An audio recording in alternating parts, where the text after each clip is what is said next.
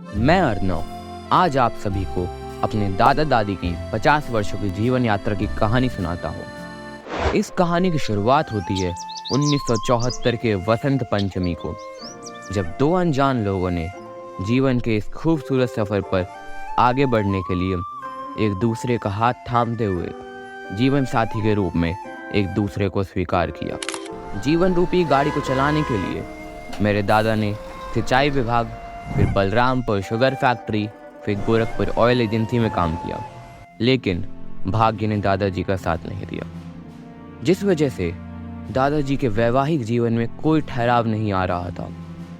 इसी बीच भाग्य ने देवरिया जिले के हाटा तहसील में कृष्ण मुरारी दादा के पेट्रोल टंकी पर दादाजी को नौकरी दिलवा दी, जिसके बाद मेरे दादा और दादी ने हाटा में ही एक किराए के घर में अपना संघर्षमय जीवन प्रारंभ किया।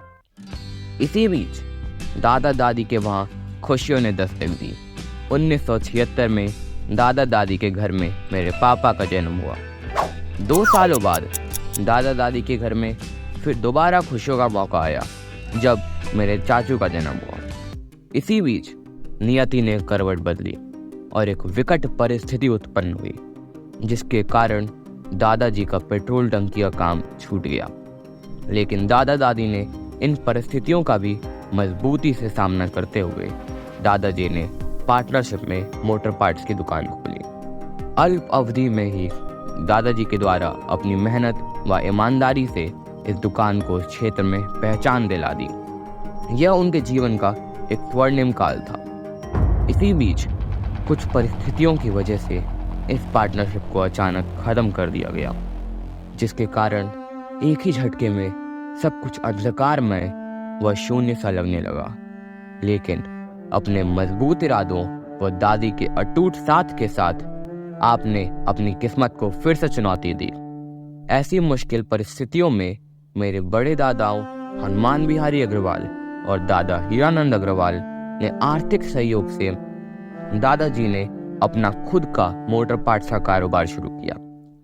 अपनी जी तोड़ मेहनत और अपनी ईमानदारी के साथ उन्होंने एक अनजान जगह पर अपनी पहचान बनाई। 18 सालों की कड़ी मेहनत, जीवन में आए अनेक उतार चढ़ाव के बीच 1992 तक किराए के घर में रहकर गुजारा किया।